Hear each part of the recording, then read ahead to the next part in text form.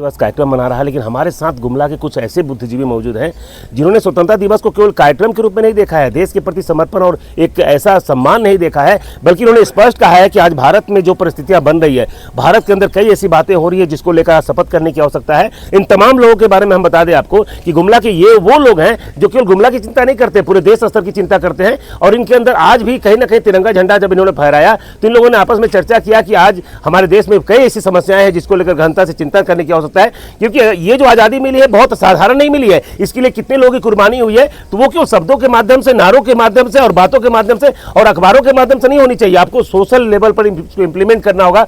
इन लोगों से हम खुद जानना चाहते हैं कि आप बताइए कि आप क्या सोचते हैं, आज स्वतंत्रता दिवस के अवसर पर क्या ऐसा कोई संकल्प लेना चाहिए और समाज को किस दिशा में ऐसा बदलाव लाना चाहिए ताकि सही मायने में भारत का महत्व बढ़ सके, भारत का अस्तित्व बेहतर हो सके।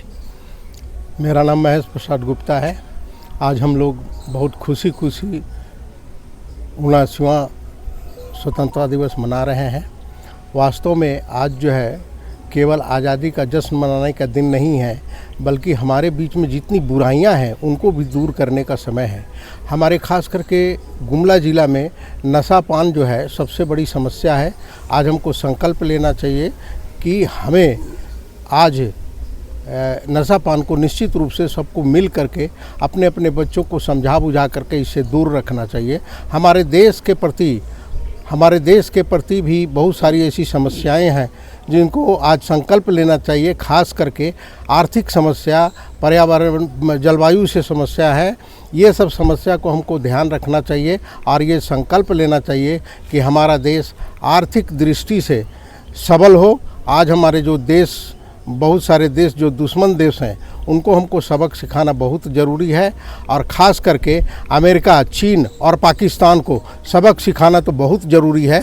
आज हम लोग को ये संकल्प लेना चाहिए कि इन सारे दुश्मनों को एकदम पछाड़ कर रखना चाहिए और हमारा देश वास्तव में अभी विश्व गुरु निश्चित बनेगा। चलिए भैया, एक संक्षेप में एक मुद्दा बताइए, क्या लगता है, क्या आज अगर हम आज़ाद हैं तो इसके पीछे हमारे जो सैनिक हैं उनको हमको आज के दिन में याद करना चाहिए और उनके मार्गदर्शन जो हमें मिले, जिसके चलते आज हम आज़ादी के शिखर पर पहुंचे हैं और इसको हमको बरकरार रखना चाहिए। संदीप जी, एक चीज़ बताइए, क्या करना चाहिए? आज़ादी के दिन ये संकल्प लें कि जो किसान बहुत मेहनत से अनाज उगाते हैं, हम सभी को संकल्प लेना चाहिए कि एक अन्न का दाना भी हम अपने माध्यम से बर्बाद ना करें। पतन भैया बताइए, एक संकल्प बताइए जो पूरे देश को और पूरे राज्य को लेना चाहिए। आज के दिन में जो ट्रंप के द्वारा 50% टैरिफ लगाया गया है उसके विरोध में मैं कहना चाहूँगा कि अमेरिका के द्वारा जितने भी उत्पाद इंडिया आते हैं उन पर बैन लगाया जाए, उसको यूज़ करना बंद करें।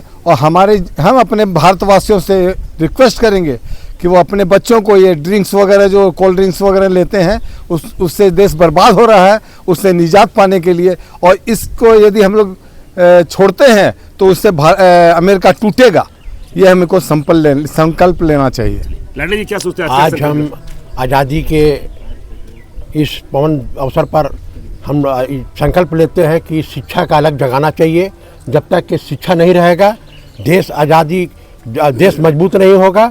और जो यहाँ पर गुमला में जो सेवन कर रहे हैं बच्चों, जो नशा का सेवन कर रहे हैं, उसको छुड़ाने का काम करेंगे हम लोग। अनुज जी, क्या लगता है, क्या संकल्प लेना चाहिए? निश्चित रूप से सामाजिक समरसता, जातिवाद, संप्रदायवाद, सारे चीज़ों से ऊपर उठकर हम लोगों को देश हित में सारे लोगों को चिंता करनी चाहिए। क्या सोचते हैं आप, क्या सोचना चाहिए, आज क्या संकल्प लेना चाहिए? मैं संकल्प ये लेना चाहता हूँ कि आज जो हम लोगों की वर्किंग युवा पीढ़ी है जो देश के लिए काम का आएगी और जो देश को आगे ले जाएगी, उसको हमें जो सोशल मीडिया में आज वो भ्रमित हो गई है, सोशल मीडिया से बचें, रील से बचें और देश के लिए जो सही काम करना है। आज दुर्घटना होती है तो लोग वहाँ पर मोबाइल निकाल के रील बनाने लग जाते हैं, कोई उसे हॉस्पिटल नहीं ले जाना चाहता है।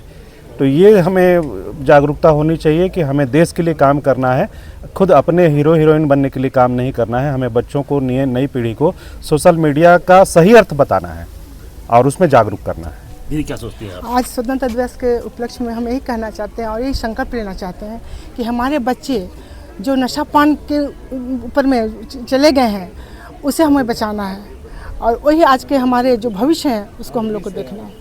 बस यही मैं कहना चाहती हूँ। आप क्या सोचती हैं? मैं ये सोचती हूँ कि जो बच्चे हैं उन्हें बचपन से ही हर तरह का कार्य कराना चाहिए ताकि उनका स्किल डेवलप हो, स्किल्स रिलेटेड वर्क करें ताकि किसी भी परिस्थिति में वो अपना जो भी वर्क है वो कर पाए और उन्हें हर कार्य से जोड़ना चाहिए। और आज एक चीज़ और है, मैं कहना चाहूँगी कि आज इंडिया के जितने भी लोग हैं, नागरिक हैं, उन्हें made in India material use करने की ज़रूरत है। आप क्या सोचती हैं? मेरा राय ये है कि बच्चे आजकल जो फास्ट फूड ज़्यादा खा रहे हैं जिससे वो बीमार पड़ रहे हैं, तो उनके स्वास्थ्य को ध्यान में रखते हुए उन्हें फास्ट फूड से दूर रखा जाए और घर की बनी हुई सारी खाने की जो वस्तु है उन्हें दी जाए, जिससे हमारे आने वाला भविष्य जो बच्चा है वो स्वस्थ रहें और सारे काम में उसे जोड़ें, मेहनती बनाएं ताकि हमारे जो बच्चे हैं वो आगे चलकर किसी भी कार्य में अपना सफलता पा सकें। भारत के लिए सबसे पवित्र अगर चीज़ कोई मानी जाती है वो तिरंगा झंडा मानी जाती है। तिरंगा झंडे के नीचे इन लोगों ने यह शपथ ली है और निश्चित रूप से कहा जा सकता है छोटी छोटी बातें कही गई है, लेकिन निश्चित रूप से अगर इन बातों को गंभीरता से इंप्लीमेंट किया जाए, या तो पर्यावरण की बात हो, या युवाओं को नशा से दूर करने की बात हो, या गलत चीज़ों से अलग होने की बात हो, या समाज को बांध के चलने की बात हो, गलत भोजन करने की बात हो, या भोजन ना बर्बाद करने की बात हो, इन तमाम चीज़ों का जो इन लोगों ने संकल्प लिया है, हम अपने चैनल के माध्यम से ये बताना चाहते हैं कि निश्चित रूप से अगर भारत के वासी आप है, तिरंगा का सम्मान करना चाहते हैं, तो इन लोगों ने जो बातों को कहा है उन बातों को अगर इंप्लीमेंट करते हैं तो निश्चित रूप से भारत हमारा वो बन सकता है, विश्व गुरु बन सकता है और भारत की जो अलग पहचान है उसका अस्तित्व लगातार बचा रहेगा। सुशील कुमार सिंह, गुमला।